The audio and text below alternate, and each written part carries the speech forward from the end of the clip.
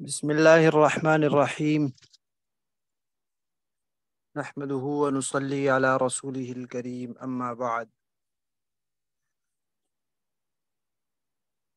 سبحان الذي أسرى بعبده ليلا من المسجد الحرام إلى المسجد الأقصى الذي باركنا حوله لنريه من آياتنا. صدق الله العظيم.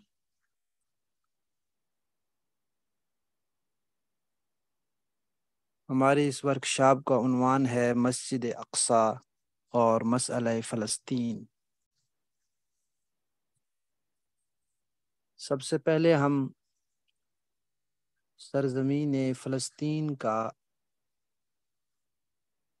تاریخی پس منظر دیکھیں گے، اس لیے کہ مسجد اقصی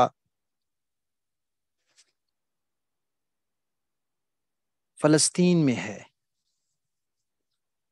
اور فلسطین شام کا ایک صوبہ تھا۔ لبنان، اردن، سوریہ، فلسطین یہ سب اس وقت شام میں شامل تھے، اور اس وقت کا جو شام تھا اس کی حدود عراق، ترکی اور مصر سے ملتی تھی۔ قرآن پاک کی جو آیت کریمہ تلاوت کی گئی ہے اس میں اللہ تبارک و تعالی نے جس سرزمین کے بارے میں فرمایا ہے کہ ہم نے اس میں برکت رکھی ہے، تو اس سے مراد سرزمین شام ہے، یعنی یہ شام کا پورا خطہ۔ یہ فلسطین دنیا کے قدیم ترین علاقوں میں سے ہے۔ حضرت نوح علیہ السلام کے بعد دنیا کے اندر بڑی تیزی سے آبادی پھیلی، اس وقت یہ شہر بھی آباد ہوا، اس کو کنعان کہا جاتا تھا۔ حضرت نوح علیہ السلام کے تقریباً 1000 سال بعد حضرت ابراہیم علیہ السلام کا دور ہے۔ ابراہیم علیہ السلام کا اصل علاقہ تو عراق تھا، لیکن پھر وہ وہاں سے ہجرت کر کے فلسطین تشریف لے آئے تھے، اور جس جگہ انہوں نے قیام فرمایا تھا آج اس کو الخلیل شہر کہتے ہیں، بعض لوگ خلیل الرحمن بھی کہہ دیتے ہیں۔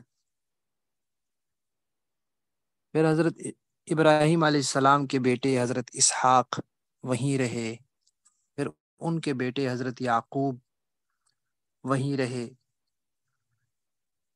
اور پھر ان کے بیٹے حضرت یوسف علیہ السلام کو جب بھائیوں نے کنویں میں ڈالا اور وہ مصر پہنچ گئے، تو بعد میں پھر انہوں نے اپنے والد، اپنے بھائیوں وغیرہ کو بھی مصر بلا لیا، تو اس طرح پھر بنی اسرائیل وہاں سے مصر چلے گئے۔ مصر میں یوسف علیہ السلام سے کوئی 400 سال بعد موسیٰ علیہ السلام کی ولادت ہوئی۔ اس وقت فرعونیوں کا قبضہ ہو گیا تھا۔ موسیٰ علیہ السلام فرعون کے ڈوبنے کے بعد بنی اسرائیل کو وہاں سے لے کر نکلے، تو انہوں نے بنی اسرائیل سے کہا کہ جہاد کر کے ہم نے یہ فلسطین کا اپنا علاقہ واپس لینا ہے۔ اس وقت وہاں عمالقہ کے لوگ قابض ہو چکے تھے، تو بنی اسرائیل نے جہاد سے انکار کر دیا، جس کے نتیجے میں پھر ان کو ایک لمبی سزا بھگتنی پڑی۔ اتنے میں موسیٰ علیہ السلام کی وفات ہو گئی، ہارون علیہ السلام کی وفات ہو گئی۔ ان کے بعد پھر ان کے جو خادم تھے حضرت یوشع بن نون، انہوں نے نئی نسل کو لے کر جہاد کیا، اور پھر اس طرح وہ دوبارہ بنی اسرائیل واپس فلسطین میں آ گئے۔ پھر اس کے بعد حضرت داؤد علیہ السلام آئے، وہ بھی وہاں بادشاہ رہے۔ پھر سلیمان علیہ السلام کی حکومت رہی، بے مثال حکومت تھی۔ یہاں ایک سوال یہ پیدا ہوتا ہے کہ مسجد اقصی کب بنی اور کس نے بنائی؟ پہلے تو یہ ذہن میں رکھنا چاہیے کہ آج کل جو احاطہ ہے، جو چار دیواری ہے، اس کے اندر آپ یوں سمجھیں کہ 3 مسجدیں ہیں۔ ایک تو وہ جو سنہری گنبد ہے، جسے گنبد صخرہ کہتے ہیں، جس کے نیچے وہ مبارک چٹان ہے، اور یہی یہودیوں کا اصل قبلہ ہے۔ وہ گنبد بھی اچھا خاصا بڑا ہے، اس کے نیچے بھی جگہ ہے، گویا کہ وہ بھی ایک مسجد ہی ہے۔ دوسری وہ مسجد جو تصاویر میں ہمیں نظر آ رہی ہوتی ہے، جس کو مسجد عمر کہا جاتا ہے، یہ حضرت عمر رضی اللہ تعالیٰ عنہ نے بنوائی تھی۔ اور تیسری اصل مسجد اقصی، جو نیچے اندر تہہ خانوں میں کر کے ہے۔ تو الاقصی کا لفظ یا مسجد اقصی کا لفظ یا بیت المقدس کا لفظ اس پورے احاطے، پوری چار دیواری کے لیے بولا جاتا ہے، جس میں یہ تینوں مسجدیں بھی ہیں، وہ زرد گنبد بھی ہے، اور بھی بہت سی چیزیں ہیں۔ تو اس کی تعمیر کس نے کی تھی؟ اس بارے میں 3 طرح کے قول ملتے ہیں۔ ایک قول تو یہ ہے کہ حضرت سلیمان علیہ السلام نے یہ بنایا تھا، اس کو بنایا تھا، ان کے والد نے شروع کیا، یا ان کے والد دنیا سے چلے گئے تو اپنی حکومت کے چوتھے سال میں انہوں نے اس کی تعمیر شروع کی، اور ان کی وفات کا وقت آ گیا، ابھی اس کی تعمیر چل رہی تھی۔ جنات کو انہوں نے لگایا اور بڑے بڑے ستون بنائے، بڑے بڑے پتھر لاتے تھے، وہ تراشتے تھے، لگاتے تھے۔ یہی وجہ ہے کہ اس کی ایسی مضبوطی ہے کہ اسرائیل نے دائیں بائیں کافی سرنگیں کھودی ہیں، لیکن وہ مسجد ابھی تک الحمدللہ بالکل منہدم ہونے سے محفوظ ہے۔ اور دوسرا قول یہ ہے کہ یہ حضرت ابراہیم نے بنائی تھی، اور حضرت سلیمان علیہ السلام نے اس کی تعمیر جدید فرمائی تھی۔ ایک روایت میں آتا ہے کہ پہلی مسجد اس دنیا کی مسجد حرام ہے، یعنی وہ جو بیت اللہ بنا، اور دوسری مسجد مسجد اقصی ہے۔ اس کو دوسری مسجد ہونے کا شرف حاصل ہے۔ اور ایک روایت میں یہ بھی آتا ہے کہ دونوں کے درمیان 40 سال کا فاصلہ ہے، یعنی ایک مسجد کے بعد دوسری مسجد 40 سال بعد بنی۔ تو اس سے پھر یہ قول اختیار کیا گیا کہ مسجد حرام بیت اللہ شریف کی جو جدید تعمیر تھی وہ ابراہیم علیہ السلام نے فرمائی تھی، اور ان کی اپنی رہائش فلسطین میں تھی، تو 40 سال بعد پھر یہ مسجد اقصی بھی انہوں نے ہی بنائی ہوگی۔ اور اسی روایت کی بنیاد پر کچھ حضرات نے یہ کہا کہ بیت اللہ شریف کی سب سے پہلی تعمیر تو آدم علیہ السلام اور فرشتوں نے مل کر کی تھی، تو لہذا پہلی مسجد وہ ہے، اور اس سے 40 سال کا حساب لگائیں تو پھر یہ معلوم ہوتا ہے کہ بیت المقدس بھی آدم علیہ السلام نے ہی بنایا تھا۔ بہرحال محققین کا زیادہ رجحان اس بات کی طرف ہے کہ بیت اللہ کی پہلی تعمیر آدم علیہ السلام نے کی، تعمیر نو جس کا تذکرہ قرآن پاک میں ہے وہ ابراہیم علیہ السلام نے فرمائی، اور اس تعمیر نو کے 40 سال بعد ابراہیم علیہ السلام نے پھر بیت المقدس کو تعمیر کیا، اور سلیمان علیہ السلام نے اپنے دور میں اس کو شاندار بنایا۔ اس کے بعد سلیمان علیہ السلام کا دور گزر گیا، اور بنی اسرائیل یعنی یہ جو یہود ہیں یہ وہیں رہتے تھے۔ حضرت موسیٰ علیہ السلام کی وفات کو تقریباً 1000 سال کا وقت گزر گیا۔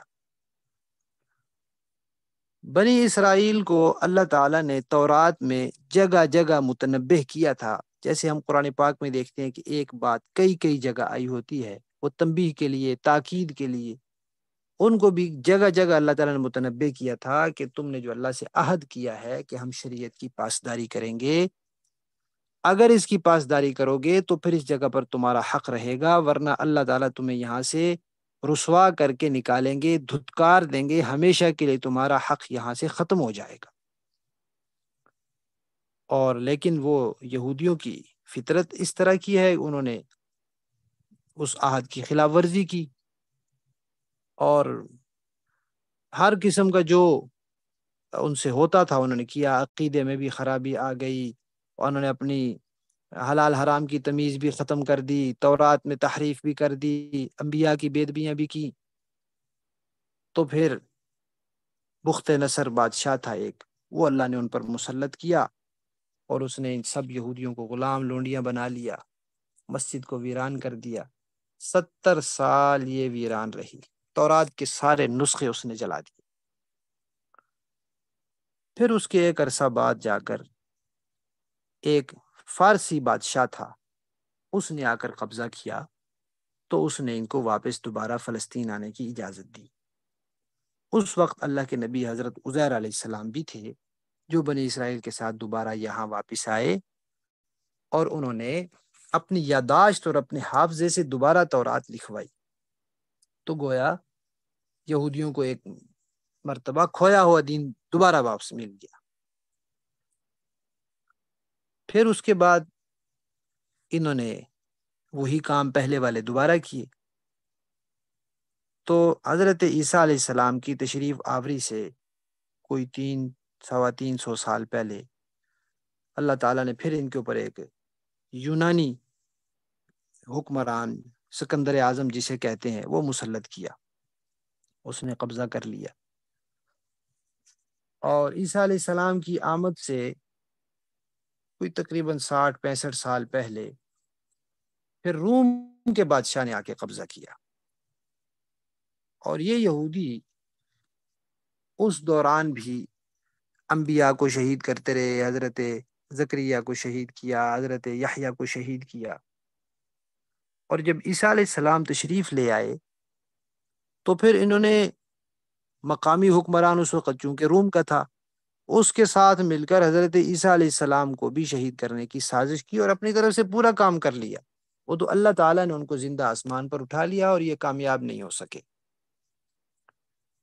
لیکن ان کا اپنا نظریہ یہی ہے کہ ہم نے عیسیٰ کو پھانسی دے دی، اور عیسائی بھی یہی کہتے ہیں کہ یہودیوں نے ہمارے نبی کو پھانسی دی ہے، لہذا یہ ہمارے نبی کے قاتل ہیں اور ہمارے دشمن ہیں۔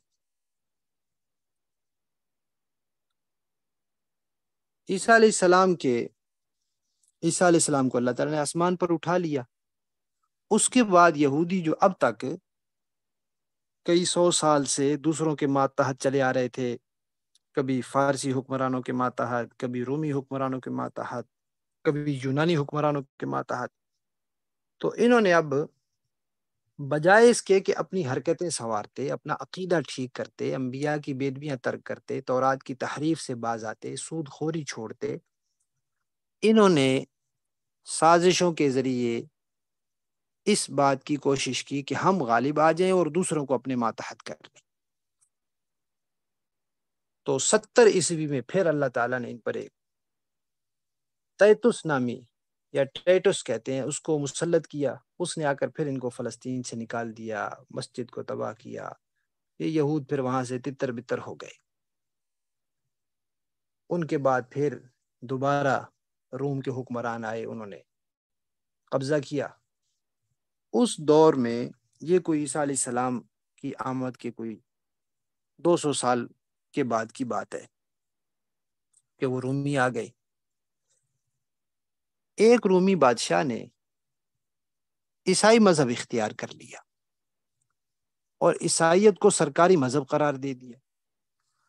اب جب عیسائیت سرکاری مذہب ہو گیا تو عیسائی تو یہودیوں کو اپنا دشمن کہتے ہیں، اپنے نبی کا قاتل کہتے ہیں، لہذا یہ ممکن نہیں تھا کہ عیسائیوں کی یہودیوں کے ساتھ کوئی ہمدردی ہوتی، یا ان کے دل میں ان کے لیے کوئی نرمی آتی، یا ان کے ساتھ ان کی کوئی دوستی ہوتی۔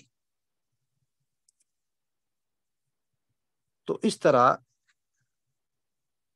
عیسائیت کے سرکاری مذہب بننے کی وجہ سے یہودیوں پر مظالم بڑھ گئے، تو پھر جو وہاں بچے کچے تھے وہ بھی وہاں سے ہجرت کر گئے، چلے گئے۔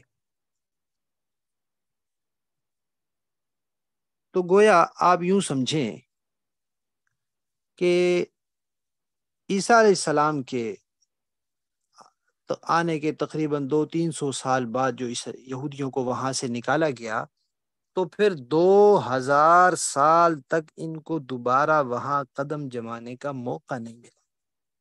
اور وجہ کیا تھی؟ وہی جو اللہ نے تورات میں ان کو بار بار بتائی تھی، اور وہ وجہ اللہ تعالیٰ نے قرآن پاک میں بھی دہرائی ہے کہ ان کے ان جرائم کی وجہ سے، انبیاء کی بے ادبی اور گستاخیوں اور انبیاء کو شہید کرنے کی وجہ سے ہم نے ان پر ذلت مسلط کی ہے۔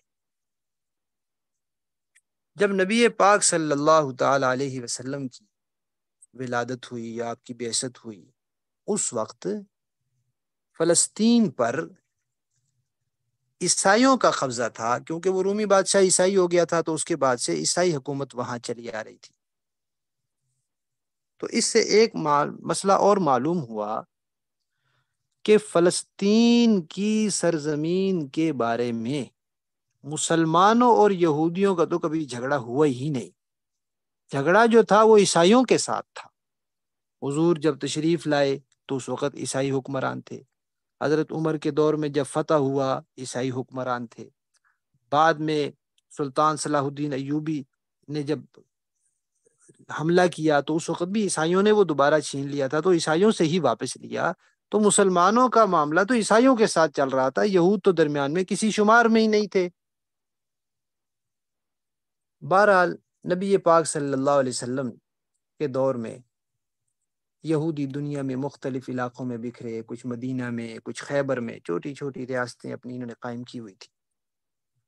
یہ فلسطین کا شہر غزہ، جہاں آج بدترین وحشیانہ بمباری کی جا رہی ہے، اور عورتوں، بچوں، بیماروں، اسپتالوں کی تفریق کے بغیر لوگوں کو شہید کیا جا رہا ہے، یہ نبی پاک صلی اللہ علیہ وسلم کے زمانے میں عالمی تجارتی منڈی تھی، کیونکہ غزہ ساحل پر واقع ہے۔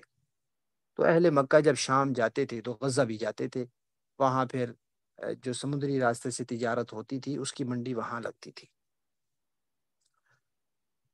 اب بیت المقدس جو ہے یہ پہلے سے یہود کا قبلہ چلا آ رہا تھا۔ یہودی ٹھہرے انبیاء کے قاتل اور دشمن، اور اللہ کی طرف سے ان پر غضب، اور اس غضب کا قرآن میں اعلان، تو یہودیوں سے نفرت تو لازمی طور پر مسلمانوں کے دل میں ہونی ہی تھی، کیونکہ قرآن نے سکھائی۔ لیکن اللہ تعالیٰ نے بیت المقدس کو کیونکہ مقدس جگہ بنایا ہے، تو اس کی عظمت، اس کی عقیدت مسلمانوں کے دل میں بٹھائی، اور کچھ عرصہ تک مسلمانوں کو حکم ہوا کہ وہ بیت المقدس کی طرف رخ کر کے نمازیں پڑھیں۔ تو 16 یا 17 ماہ ادھر رخ کر کے نمازیں پڑھی گئیں۔ تو اس طرح مسلمانوں کے دل میں قبلہ ہونے کی وجہ سے اور قبلہ اول ہونے کی وجہ سے اس کا احترام ہے، اور آج بھی ہے۔ پھر جب نبی پاک صلی اللہ علیہ وسلم کو اللہ تعالیٰ نے معراج کا معجزہ عطا فرمایا، تو اس وقت وہیں بیت المقدس میں تمام انبیاء علیہم الصلاۃ و تسلیمات کی امامت نبی پاک صلی اللہ علیہ وسلم کو ملی،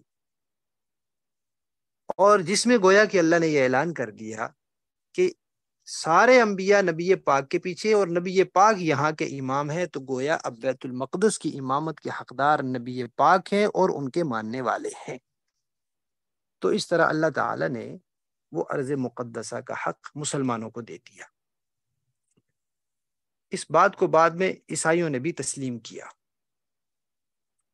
جب حضرت عمر رضی اللہ تعالیٰ عنہ کے زمانے میں فلسطین کی طرف لشکر بھیجا گیا، حضرت عمر بن عاص رضی اللہ تعالیٰ عنہ اس کے سربراہ تھے، تو انہوں نے کہا کہ آپ مسلمانوں کے، آپ کہتے ہیں کہ ہمارے نبی آخری نبی ہیں اور یہ ان کے دوسرے خلیفہ کا دور ہے، تو آپ ان کو بلائیں، ہم ان سے بات کرتے ہیں، ہماری کتابوں میں کچھ نشانیاں ہیں، اگر وہ پوری ہوئی تو پھر یہ آپ کا حق ہے، ہم لڑیں گے نہیں۔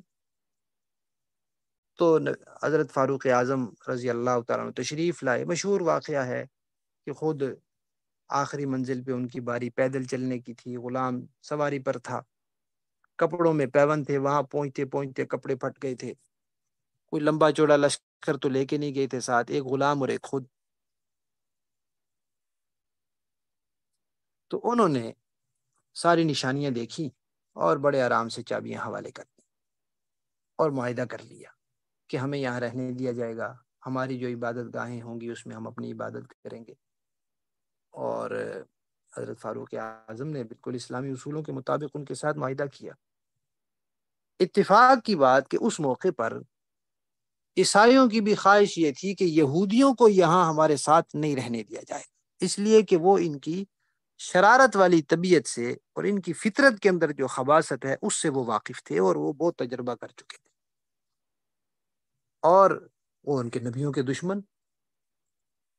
اور حضرت عمر رضی اللہ تعالیٰ نے بھی یہی مناسب سمجھا، اور انہوں نے معاہدے میں لکھ دیا کہ یہاں کسی یہودی کو رہنے کی اجازت نہیں دی جائے گی. اس وقت اس کا نام ایلیا تھا، ایلیا کہتے تھے بیت المقدس کو.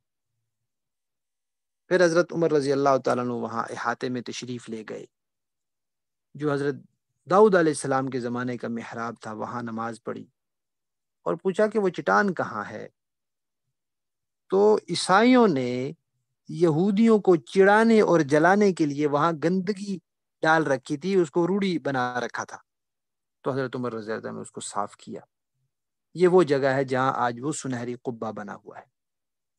اور پھر مسجد کی بنیاد کا سوچا کہ کہاں بنائی جائے، تو وہ مسجد پھر ایسی جگہ بنائی کہ مسجد میں قبلے کی طرف رخ کریں تو پشت جو ہے وہ اس سنہری قبے کی طرف ہوتی ہے. حضرت عمر رضی اللہ تعالیٰ عنہ کے زمانے سے لے کر سلطان صلاح الدین ایوبی سے پہلے تک تقریباً 460 سال بیت المقدس مسلمانوں کے پاس رہا. اور اسی دوران خلیفہ تھا عبد الملک بن مروان، اس نے یہ سنہری قبۃ الصخرہ تعمیر کروایا. 455-56 سال گزرے تو بعض عیسائیوں کو پھر شرارت سوجی کہ یہ مسلمانوں سے یہ جگہ لینی چاہیے. حالانکہ وہ پہلے خود مان چکے تھے کہ یہ اب آپ کا حق ہے، لیکن انہوں نے حملے شروع کیے، اور فائدہ انہوں نے اس بات کا اٹھایا کہ مسلمان اس وقت 3 خلافتوں میں بٹے ہوئے تھے. اندلس میں بنو امیہ کی خلافت، بغداد میں عباسی خلافت، مصر میں فاطمی خلافت. تو مسلمانوں کی اس انتشار اور اختلافات کا فائدہ اٹھا کر 1099 عیسوی یعنی 1100 سے ایک کم وہ انہوں نے قبضہ کر لیا، اور بیت المقدس میں 70,000 مسلمان شہید ہوئے. پھر اس کے بعد مسلمانوں نے لڑائی شروع کی، اور 88 سال کی طویل جد و جہد اور جنگ کے بعد سلطان صلاح الدین ایوبی نے بیت المقدس عیسائیوں سے واپس لیا. اور اس وقت کے بعد پھر تقریباً 800 سال وہاں مسلمانوں کا قبضہ رہا. 450 سال پہلے، 800 سال بعد میں، یوں 1260 سال بیت المقدس پہ مسلمانوں کا قبضہ رہا. اس صلاح الدین ایوبی والے واقعے کو کوئی 400 سال گزرے تھے کہ ترکی میں جو خلافت عثمانیہ قائم ہوئی تھی، انہوں نے بیت المقدس کو اپنی اس خلافت کا حصہ بنا لیا. اس دوران ایک کام یہ ہوا کہ یہودی جہاں بھی جاتے تھے تو اپنی شرارتوں سے باز نہیں آتے تھے. یورپی ممالک میں جہاں جہاں یہودی آباد تھے، انہوں نے تنگ آ کر یہ اعلان کر دیا کہ یہودی جہاں نظر آئیں ان کی جائیدادیں، ان کے مال ضبط کر لو اور ان کو مار مار کے نکال دو. تو دنیا میں ان کو کوئی کافر بھی، عیسائی بھی جگہ دینے کے لیے تیار نہیں تھا. تو یہ سارے پھر لٹے پٹے یہاں خلافت عثمانیہ میں مسلمانوں کے پاس آئے، اور انہوں نے ان کو جگہ دی جو اسلامی اصول ہے اس کے مطابق. لیکن ان کو یہ کہا کہ فلسطین میں کوئی یہودی کسی کو رہنے کی اجازت نہیں ہوگی. تو یہ مسلمانوں کا ان کے ساتھ احسان تھا، اور جس کا پھر انہوں نے جو مسلمانوں کو بدلہ دیا، اور آج جو وہ مسلمانوں کا حشر کر رہے ہیں. یہ سرزمین فلسطین کا مختصر تاریخی پس منظر تھا کہ آدم علیہ السلام کے بعد، پھر نوح علیہ السلام کے بعد وہ آباد ہوا، پھر وہاں ابراہیم علیہ السلام آئے، اور اس طرح کرتے کرتے پھر مسلمانوں نے اس کو فتح کیا، اور وہ ترکی کی خلافت عثمانیہ میں شامل تھا. اب دوسرا عنوان ہے کہ فلسطین کا جو موجودہ مسئلہ ہے یہ کیا ہے، اور اسرائیل کی حقیقت کیا ہے. 19ویں صدی کے آخر میں یہودیوں نے یہ سوچا کہ ہم تو کبھی بھی نہیں یہ لے سکتے، بیت المقدس ہم مسلمانوں سے نہیں لے سکتے، لہذا اس کے لیے یہودیوں کو، عیسائیوں کو استعمال کرنا چاہیے۔ اب عیسائیوں کو کیسے استعمال کرتے؟ عیسائی تو ان کو اپنے نبی کا قاتل کہتے ہیں، لیکن مفاد، پیسہ، یہ چیزیں کئی لوگوں کی آنکھوں پہ پٹی ڈال دیتی ہے۔ تو یہودیوں نے پوری دنیا کے عیسائی پادریوں کو اور راہبوں کو لالچ دے کر، مفاد میں لا کر ان کو اس بات پر راضی کر لیا کہ وہ عالمی سطح پر یہ اعلان کر دیں کہ آج سے ہم یہودیوں کو اپنے نبی کا قاتل نہیں کہتے، قتل مسیح کے الزام سے بری قرار دیتے ہیں، انہوں نے ہمارے نبی کو قتل نہیں کیا۔ حالانکہ 1600 سال سے وہ ان کو یہ الزام دیتے چلے آ رہے تھے اور اس پر کئی دفعہ ان کو مار چکے تھے، بھگا چکے تھے، لیکن مفاد اور لالچ۔ تو یہ 1897 اور 1898 میں پھر عیسائیوں نے 2 عالمی کیتھولک کانفرنسیں کی اور اس میں اعلان کر دیا کہ یہودی ہمارے نبی کے قاتل نہیں ہیں۔ اس وقت دنیا میں یہودیوں کی تعداد کوئی 50,000 بتائی جاتی ہے۔ تو یہودی جو سلطنت عثمانیہ میں آ گئے تھے، انہوں نے آ کر وہاں حالات کو دیکھا، کاروبار میں یہ ان کی عادت ہے کہ کاروبار میں معیشت کے اوپر قبضہ کرتے ہیں، اپنے پاؤں پکے کرتے ہیں، اپنے یہودیوں کو کبھی بھی سودی قرضہ نہیں دیتے، قرض حسنہ دیتے ہیں، اور دوسری ساری دنیا کو سودی قرض میں جکڑ کے رکھتے ہیں۔ تو انہوں نے وہاں اپنے پاؤں پکے کیے، پیسہ کمایا۔ امریکہ کے اندر ایک تنظیم تھی، اس نے ان کے ساتھ بڑا تعاون کیا۔ تو ان دنوں اتفاقاً خلافت عثمانیہ کی مالی حالات بہت کمزور تھے، شدید مالی بحران تھا۔ تو یہودیوں نے موقع غنیمت جانا اور سلطان عبدالحمید کو کہا کہ ہم 50 کروڑ پاؤنڈ آپ کی سلطنت کے لیے اور 50 لاکھ پاؤنڈ آپ کے ذاتی خزانے کے لیے دیں گے، ہمیں اجازت نامہ دے دیں کہ ہم فلسطین میں جگہ لے سکیں۔ لیکن سلطان نے کہا کہ حضرت عمر رضی اللہ تعالیٰ کا معاہدہ ہے اور وہ مقدس سرزمین ہے اور تم شریر لوگ ہو، میں تمہیں ایک تنکا بھی نہیں دے سکتا۔ تو یہودیوں نے پھر اپنی عادت کے مطابق وہاں بغاوت کھڑی کر دی سلطان کے خلاف۔ کچھ عرصے میں سلطان کی وفات ہو گئی۔ یہ تقریباً 1909 کا وقت ہے جب سلطان عبدالحمید کی وفات ہوئی۔ اس کو بھی 4-5 سال گزرے تھے کہ دنیا کے اندر بڑی جنگ چھڑ گئی، جس کو پہلی جنگ عظیم کہا جاتا ہے۔ ایک طرف روس، فرانس، برطانیہ، اٹلی، امریکہ، اور دوسری طرف جرمنی، بلغاریہ اور یہ سلطنت عثمانیہ۔ بہت بڑا علاقہ تھا سلطنت عثمانیہ کا، کوئی 3 بر اعظم اس کے تحت آتے تھے۔ یہودیوں نے اس وقت برطانیہ کے ساتھ یہ معاہدہ کیا کہ ہم بھرپور تعاون کریں گے اس جنگ میں برطانیہ کا، لیکن اس شرط پر کہ بعد میں فلسطین ہمیں دیا جائے اور وہاں ہمیں بسانے میں ہمارے ساتھ پورا تعاون کیا جائے۔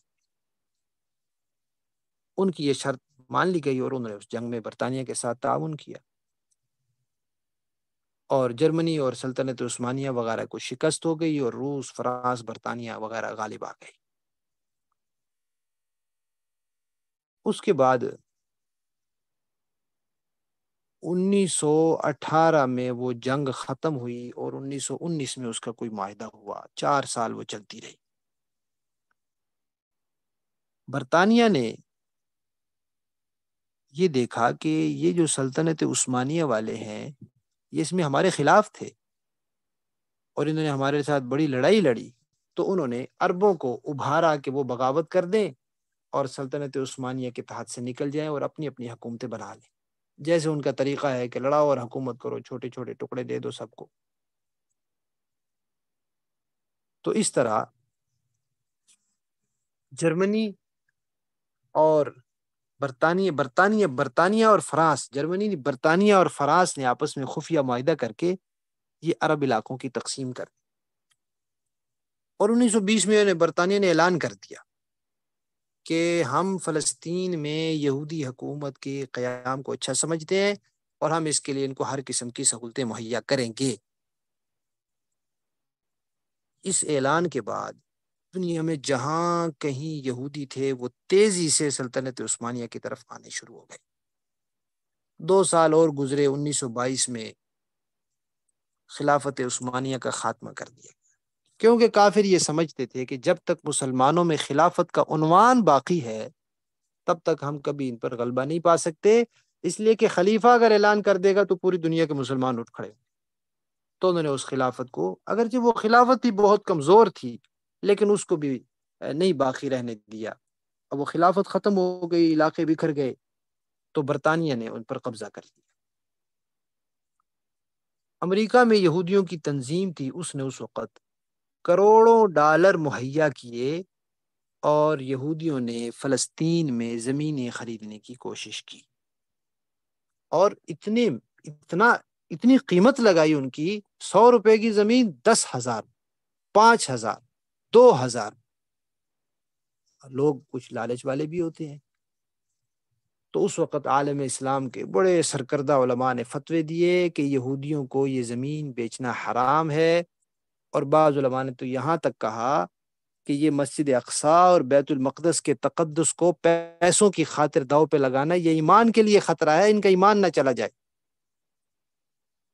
لیکن یہودیوں نے دوسرا کام یہ کیا کہ جب کچھ تعداد ان کی وہاں ہو گئی تو وہاں اپنی مسلح تنظیمیں بنا لی۔ اب جو ان کو نہیں بیچتا تھا اس کو قتل کر کے زمین پہ قبضہ کر لیتے تھے۔ تو اس طرح انہوں نے کچھ پیسے دے کر، کچھ قتل کر کے، کچھ نسل کشی کر کے، اور کچھ کو اتنے ظلم و ستم کر کے مجبور کیا کہ وہ وہاں سے ہجرت کر کے علاقے خالی کرے۔ یہ سب کچھ برطانیہ کے زیر اثر ہو رہا تھا۔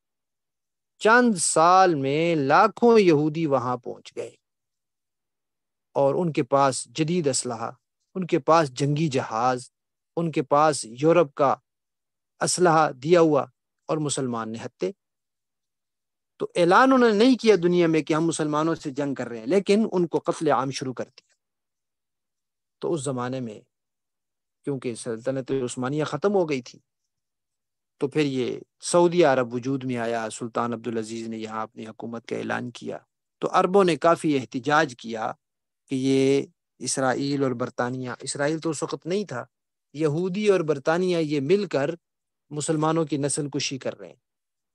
لیکن کیونکہ وہ چھوٹے چھوٹے ٹکڑوں میں بٹے ہوئے اپنی حکومتیں سنبھالنے میں لگے ہوئے تھے تو ان کا احتجاج مؤثر نہیں ہوا۔ اس طرح اس صورتحال کو کئی سال گزر گئے۔ 1922 میں یہ خلافت عثمانیہ ختم ہوئی تھی، 15 سال گزر گئے۔ 1937 میں برطانیہ نے ایک کمیشن قائم کیا اور کہا کہ یہ فیصلہ کرے گا کہ فلسطین کا کیا ہونا ہے۔ اس نے کہا یہ فلسطین کے 3 حصے کر دو، جو حصہ ساحل کے ساتھ ہے وہ سارا یہودی ریاست بنا دی جائے، اس وقت کی جو ریلوے لائن وہاں بچھی ہوئی تھی اس کے ساتھ جو علاقہ ہے یہ برطانیہ کے پاس ہو، اور باقی جتنا فلسطین ہے وہ مسلمانوں کو دے دیا جائے۔ عربوں نے اس کو مسترد کر دیا۔ اب فلسطینیوں نے جو جنگ مسلط کی ہوئی تھی، ان کو جب یہ پتہ چلا کہ عرب ممالک اس میں مسلمانوں کے ساتھ ہیں تو ایسا نہ ہو وہ کود پڑے، انہوں نے اس جنگ کو اور تیز کر دیا اور مسلمانوں کو اور تیزی سے مارنا شروع کر دیا، اور وہاں کے ریڈیو پہ قبضہ کر لیتے اور وہاں سے اعلان کرتے، اور مسلمان بن کر اعلان کرتے کہ ہم اعلان کر رہے ہیں کہ مسلمان جو ہے وہ یہ علاقہ جنگ زدہ چھوڑ کے چلے جائیں۔ تو جس طریقے سے ان سے ہو سکا وہاں سے مسلمانوں کو مارا، نکالا، بھگایا۔ اس کے بعد جنگ عظیم دوم کا وقت آ گیا۔ یہ 1937 کی بات تھی۔ 1939 سے 1945 تک وہ دوسری جنگ عظیم ہوئی جس میں کوئی 60 کے قریب ملک شریک ہوئے۔ اس میں برطانیہ کا بہت پیسہ لگا، اور برطانیہ اس جنگ سے فارغ ہونے کے بعد اس قابل نہیں رہا کہ وہ جہاں جہاں اس نے اپنی ٹانگیں اڑائی ہوئی ہیں سب جگہ پر اپنا پیسہ خرچ کر سکے۔ یا ہندوستان میں بھی آیا ہوا تھا، ادھر سلطنت عثمانیہ کی جگہ بھی اس نے قابو کی ہوئی تھی، تو اس نے اپنے پاؤں سمیٹنے شروع کیے۔ تو اسی دور میں وہ یہاں سے گیا تو تب یہ تقسیم ہند کا مرحلہ آیا، پاکستان بنا۔ اس وقت اس نے وہ جگہ بھی چھوڑی، اور 1947 میں اس نے ساز باز کر کے وہ مسئلہ اقوام متحدہ کے حوالے کر دیا کہ ہم نے تو اعلان کیا تھا کہ ہم اس کے حامی ہیں یہودی ریاست کے، لیکن عرب ممالک احتجاج کر رہے ہیں تو ہم یہ معاملہ اقوام متحدہ کے حوالے کرتے ہیں۔ حالانکہ اقوام متحدہ نے فلسطین کا مسئلہ برطانیہ کے حوالے کیا تھا پہلے۔ تو اقوام متحدہ نے اس ساز باز کے مطابق وہی فیصلہ کیا جو پہلے سے برطانوی کمیشن کر چکا تھا کہ اس کے 3 حصے ہونے چاہیے، ایک یہودی ریاست بنا دی جائے، ایک برطانیہ کو دے دی جائے، ایک فلسطینی مسلمانوں کو دے دیا جائے۔ تو یک طرفہ فیصلہ سنا دیا، عربوں سے پوچھا ہی نہیں، رائے ہی نہیں لی ان کی۔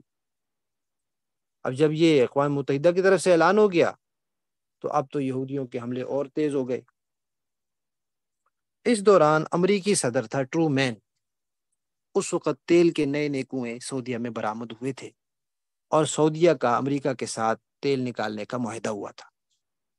تو امریکی صدر نے سعودیہ کے بادشاہ سلطان عبدالعزیز کو خط لکھا اور اس میں دھمکی بھی دی اور لالچ بھی دیا اور کہا کہ آپ سارے عرب ریاستوں کو کہیں کہ وہ فلسطینیوں کا ساتھ نہ دیں، ورنہ ہم آپ کے یہ تیل کے کنویں بھی بند کر دیں گے اور آپ کو پوری دنیا میں تنہا کر دیں گے۔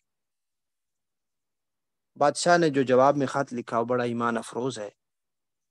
اس نے کہا کہ تم ان چیزوں کی بات کرتے ہو، مجھے ان کنووں سے کچھ نہیں چاہیے، میں اور میرے سارے بیٹے فلسطین کے لیے ہماری جان چلی جائے تو ہمارے لیے سودا گھاٹے کا نہیں ہے۔ تو ان کو اندازہ ہو گیا کہ مسلمانوں کی جو عقیدت بیت المقدس سے ہے وہ ابھی ان کے بادشاہوں میں بھی ہے، تو انہوں نے اپنی سرگرمیاں اور تیز کر دی اور یہ خط جو انہوں نے بھیجا تھا اس کے 1 مہینہ بعد برطانیہ نے اعلان کر دیا جی کہ میں یہاں سے واپس جا رہا ہوں، فلسطین سے میں نے یہ علاقہ چھوڑ دیا ہے۔ اور اسی دن اسرائیل نے اعلان کر دیا کہ اسرائیل قائم ہو چکا ہے۔ برطانیہ جا ہی اس لیے رہا تھا کہ اس کے تحت یہودیوں کے پاؤں پکے ہو چکے تھے، مسلمانوں کی نسل کشی ہو چکی تھی۔ تقریباً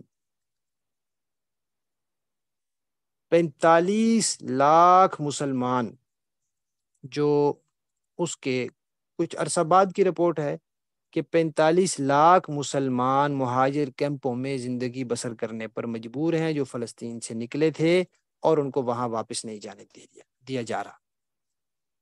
اور جب یہ اعلان ہوا اس وقت پوری دنیا سے یہودی اکٹھے کر کے 6 لاکھ سے زیادہ یہودی وہاں بسائے جا چکے تھے۔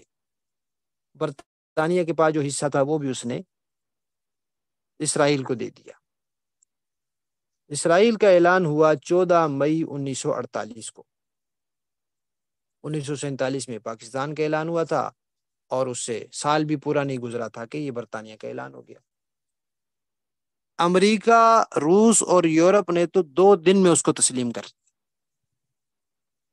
باقی رہے مسلمان ملک، ان میں سے ایک ترکی تھا جہاں انہوں نے اپنا ایک آدمی بٹھایا ہوا تھا، خلافت عثمانیہ ختم ہونے کے بعد اس نے بھی تسلیم کر لیا، اور ایران میں اس وقت شاہ ایران تھا، اس نے تسلیم کر لیا۔ باقی عرب ممالک میں سے کسی نے تسلیم نہیں کیا، نہ پاکستان نے تسلیم کیا، بلکہ پاکستان کے جو بانی تھے محمد علی جناح، انہوں نے تو اعلان کیا کہ یہ اسرائیل امت مسلمہ کے سینے میں گھونپا ہوا خنجر ہے، پاکستان اس کو کبھی تسلیم نہیں کرے گا۔ برطانیہ نے جب وہاں سے اعلان کیا کہ میں جا رہا ہوں، تو اردن نے آگے بڑھ کر بیت المقدس پر قبضہ کر لیا۔ تو بیت المقدس اردن کے قبضے میں رہا، فلسطین کا بہت سا حصہ اسرائیل کے قبضے میں رہا، کچھ حصہ فلسطینی مسلمانوں کے پاس رہا۔ 1967 میں، یعنی اس کے تقریباً 20 سال بعد، اسرائیل کے قیام کے 20 سال بعد، اسرائیل نے پھر لڑائی کی مصر، شام، عراق کے ساتھ، اور ان ملکوں کے کئی علاقوں پر قبضہ کر لیا، جن میں بیت المقدس پر بھی قبضہ کر لیا۔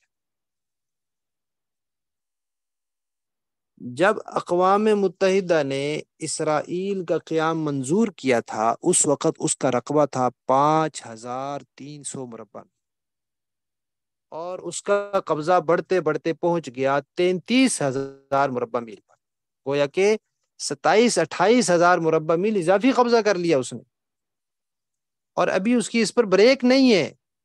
اسرائیل کا جو منصوبہ ہے عظیم تر اسرائیل، اس میں وہ جو نقشہ انہوں نے بنایا اور اس نقشے کو وہ باقاعدہ شائع کرتے ہیں، اس میں مصر شامل ہے، شام شامل ہے، عراق شامل ہے، سعودی عرب، حتیٰ کہ مدینہ منورہ اور خیبر تک سارے علاقے اسرائیل کا حصہ دکھاتے ہیں وہ کہ یہ اسرائیل ہے پورا۔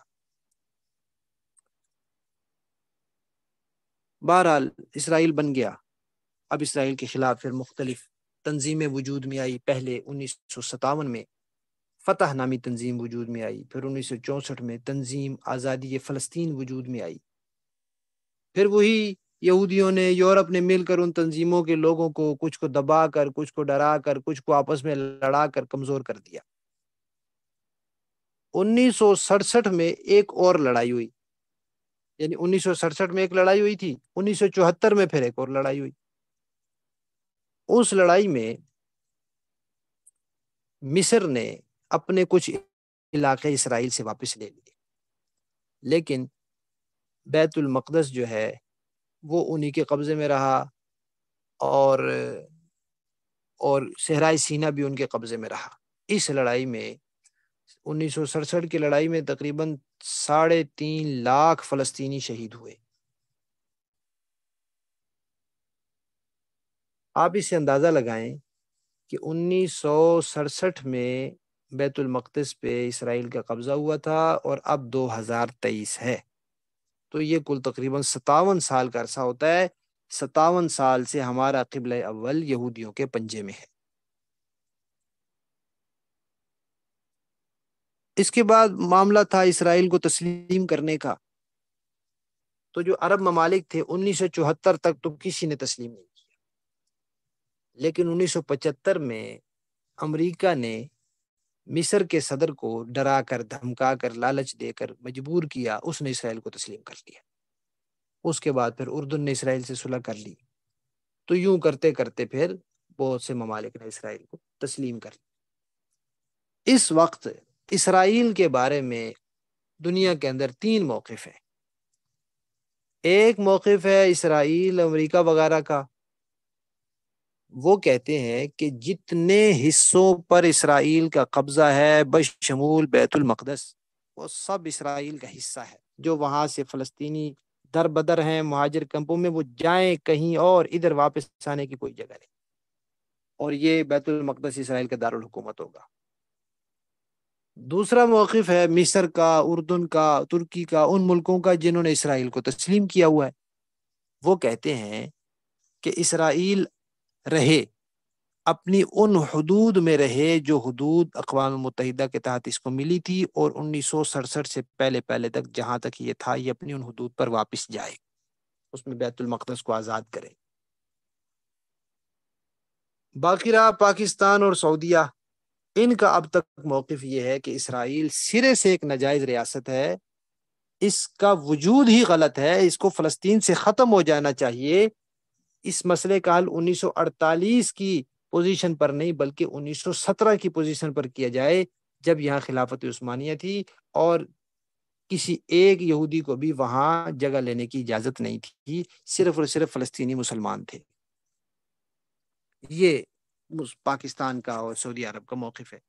اب اسرائیل نے بڑا زور لگایا ہے اور کوشش کی ہے کہ کسی طریقے سے سعودی عرب بھی تسلیم کر لے۔ اللہ تعالیٰ ان کے لیے آسانیاں فرمائے اور مسلمان حکمرانوں کو سمجھ اور غیرت اور جرت، ہمت عطا فرمائے کہ وہ اسرائیل کے اس ناجائز وجود کے مقابلے میں فلسطینی مسلمانوں کی حمایت کریں اور ان کی مدد کریں۔ فلسطین کے اندر جو تنظیمیں بنتی رہیں، پہلے بنی فتح نامی تنظیم، پھر آزادی فلسطین نامی، پھر وہ دونوں اکٹھی ہو گئیں۔ پھر 1987 میں شیخ احمد یاسین نے حماس بنائی، کیونکہ وہ ان سے مطمئن نہیں تھے کہ یہ لوگ بظاہر تو فلسطین کی آزادی کا نعرہ لگاتے ہیں، لوگوں سے ملتے ہیں، ملاقاتیں کرتے ہیں، لیکن عملاً جو ان کا کردار ہے وہ اس جان والا، جاندار نہیں ہے کہ جس سے فلسطینیوں کو تسلی ہو سکے کہ یہ واقعی ہماری آزادی کی جنگ ہے۔ تو پھر انہوں نے حماس نامی تنظیم بنا لی، یہ بنی 1987 میں۔ اسرائیل نے پھر وہی حرکت کی کہ حماس اور فتح نامی تنظیم اور جو پہلے تنظیمیں تھیں ان کے درمیان اختلافات پیدا کرنے کی کوشش کی، اور 2004 میں حماس کے جو بانی تھے شیخ احمد یاسین، ان کو بمباری کر کے شہید کر دیا۔ اس کے 3 سال بعد 2007 میں حماس نے محنت کر کے لوگوں کو اندر اعتماد بحال کر کے انتخابات میں کامیابی حاصل کر. اب حماس کیونکہ واقعتاً اسرائیل کی دشمن ہے، اور نہ ان کے وہ دباؤ میں آئے، نہ ان کے لالچ میں آئے، اور ان کے آخر اسرائیل کو ایک طویل عرصے بعد، یعنی 1987 سے لے کر 2004 تک، یہ لمبا عرصہ ہے، اس عرصے میں وہ حماس کے رہنماؤں کو اپنے جال میں نہیں لا سکے، تو انہوں نے بالآخر ان کو شہید کیا. اور پھر اگلے رہنما کو نہیں لا سکے تو پھر انہوں نے غزہ کا محاصرہ کر لیا. 2007 سے لے کر اب تک اسرائیل نے غزہ کا محاصرہ کیا ہوا ہے، اور کہا جاتا ہے کہ غزہ اس وقت دنیا کی سب سے بڑی جیل ہے. 16 سال سے غزہ ان کے محاصرے میں ہے. جب چاہتے ہیں ان کا پانی بند کر دیتے ہیں، جب چاہتے ہیں ان کی بجلی بند کر دیتے ہیں، جب چاہتے ہیں دوائیں اور خوراک تک بند کر دیتے ہیں، کیونکہ غزہ پٹی کہا جاتا ہے کیونکہ وہ بالکل لمبائی میں ہے. ایک جانب سمندر ہے، اس پورے سمندر پر اسرائیل کا قبضہ ہے، اور وہاں اس کے جہاز دناتے ہیں. ایک طرف اسرائیل خود ہے اور تیسری طرف مصر ہے، اور مصر پر وہ اتنا دباؤ ڈالتا ہے اسرائیل کے، پھر وہ صرف 12 کلومیٹر کی سرحد اسرائیل کے ساتھ ملتی ہے، غزہ کے ساتھ ملتی ہے مصر کی، اور اس کے اوپر بھی اسرائیل بمباری کرتا ہے تاکہ وہاں سے بھی کوئی چیز نہ آئے جائے. آپ اسرائیل کی درندگی کا اندازہ لگائیں کہ 2003 میں ایک عیسائی خاتون نے فلسطینیوں کی حمایت میں مظاہرہ کیا تو اسرائیلی ٹینکوں نے اس کو روک دیا. فلسطینی 30 مارچ کو ارض مقدس کی حفاظت کا دن مناتے ہیں، اس کو کہتے ہیں یوم الارض. اس دن پرامن مظاہرہ ہوتا ہے، ان کے اپنے شہر میں ہوتا ہے، صرف وہ اکٹھے ہوتے ہیں، نعرے لگاتے ہیں. اس پر بھی اسرائیل بمباری کرتا ہے. 2018 میں یوم الارض کے پرامن جلوس پر اسرائیل نے بمباری کی تھی، جس میں کتنے لوگ شہید ہوئے اور کتنے زخمی ہوئے. اور ظلم کی انتہا دیکھیں کہ اسرائیل نے 85% پانی اپنے قبضے میں کر رکھا ہے اور صرف 15% فلسطینیوں کے لیے چھوڑ رکھا ہے. 2018 کی ایک رپورٹ میں ہے کہ گزشتہ چند سالوں سے اسرائیل اوسطاً 285 فلسطینیوں کو سالانہ شہید کر رہا ہے. یعنی سال بھر میں 250-300 فلسطینی تو وہ خام خواہی شہید کر ہی دیتا ہے. اور 45 لاکھ 25 نہیں 45 لاکھ سے زیادہ فلسطینی، یعنی یہ سن 2018 کی رپورٹ ہے کہ 45 لاکھ سے زیادہ فلسطینی مہاجر کیمپوں میں زندگی بسر کر. اکتوبر 2001 سے لے کر جنوری 2005 تک، یہ 4 سال بنتے ہیں، اس میں اس نے 650 سے زیادہ فلسطینیوں کے گھر گرا دیے، منہدم کر دیے سزا دینے کے لیے. اور اتنا جبر کہ 2000 سے لے کر 2006 تک کے واقعات جو ریکارڈ میں آئے، 68 خواتین کو ایسے وقت میں چیک پوسٹوں پر روکا گیا جب ولادت کا وقت قریب تھا، اور 68 خواتین نے چیک پوسٹوں پر بچے جنم دیے، جن میں سے 4 خواتین شہید بھی ہو گئی.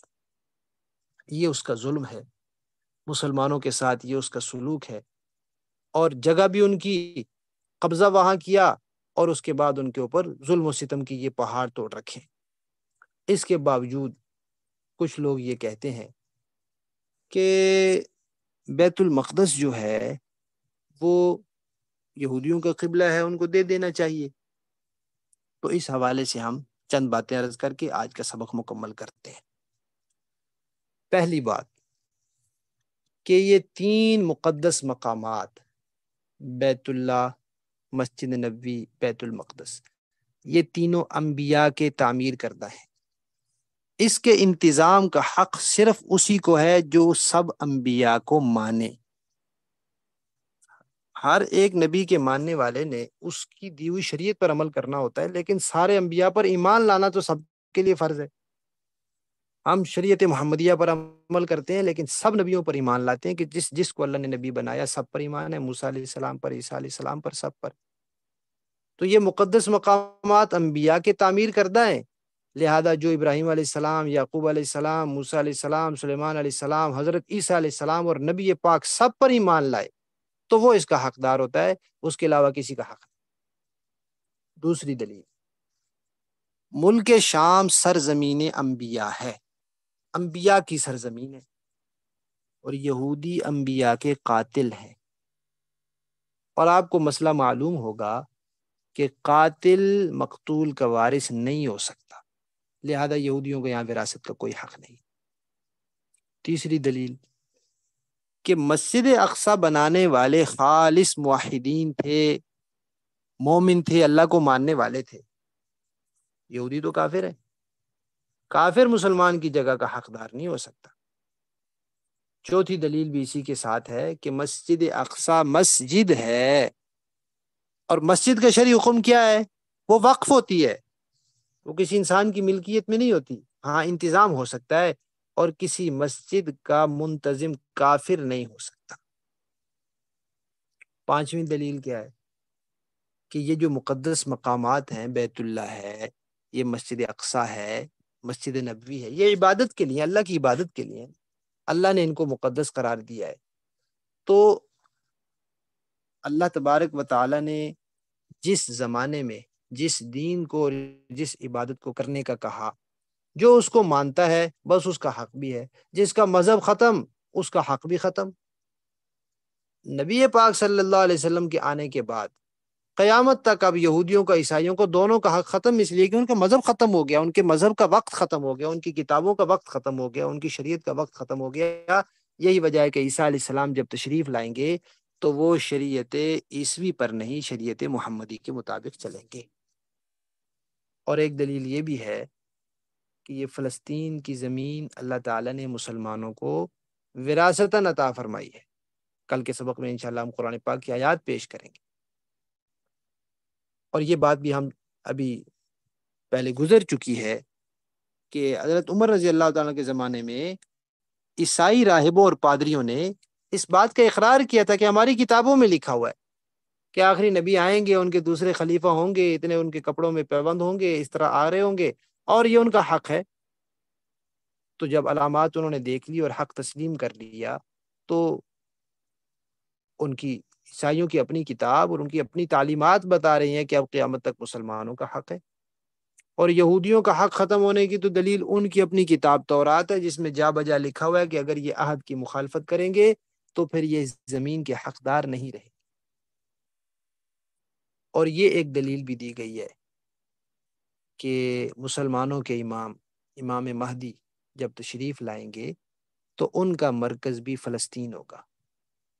حدیث شریف میں فلسطین کی طرف ہجرت کی پیشین گوئی بھی کی گئی ہے، ترغیب بھی دی گئی ہے، اور اسے ہجرت مدینہ کی طرح قرار دیا گیا ہے۔ اور حضرت عیسیٰ علیہ السلام جب نبی پاک صلی اللہ علیہ وسلم کے دین کا، شریعت کا جھنڈا بلند کریں گے اور اس کے لیے دجال کو قتل کریں گے تو وہ بھی فلسطین ہی کی جگہ ہوگی۔ اگر فلسطین پر یہودیوں کا کوئی حق ہوتا تو پھر یہ ساری باتیں نہ ہوتی۔ لہذا مسلمانوں کا جو دعویٰ ہے کہ نبی پاک صلی اللہ علیہ وسلم کی آمد کے بعد اللہ تبارک و تعالی نے یہ جگہ کا حق مسلمانوں کو دے دیا ہے، یہ شرعاً بھی، عقلاً بھی، ہر طریقے سے درست ہے۔ اور اس کے مقابلے میں جو لوگ یہ کہتے ہیں کہ وہ ان کا قبلہ ہے، وہ ان کا قبلہ تھا لیکن انہوں نے اس قبلے کی قدر نہیں کی، انہوں نے اپنے انبیاء کی قدر نہیں کی، انہوں نے اپنی کتاب کی حیا نہیں کی، کتاب میں تبدیلی کر دی، دین کو بدل دیا۔ جو نبیوں کو شہید کر دے اس کے لیے پھر اور کیا باقی رہ جاتا ہے؟ اللہ تبارک و تعالی ہم سب کو صحیح عقیدے اور صحیح دین پر قائم رکھیں۔ مسجد اقصی، بیت المقدس سمیت جتنے بھی اسلام کے شاعر ہیں، مقدسات ہیں، اللہ تعالیٰ ان سب کی سچی محبت نصیب فرمائے، اور مسجد اقصی کے حوالے سے جو ہماری شرعی اخلاقی ذمہ داری بنتی ہے اللہ تعالیٰ وہ ہمیں پوری کرنے کی توفیق عطا فرمائے۔ باقی انشاءاللہ ہم کل کے سبق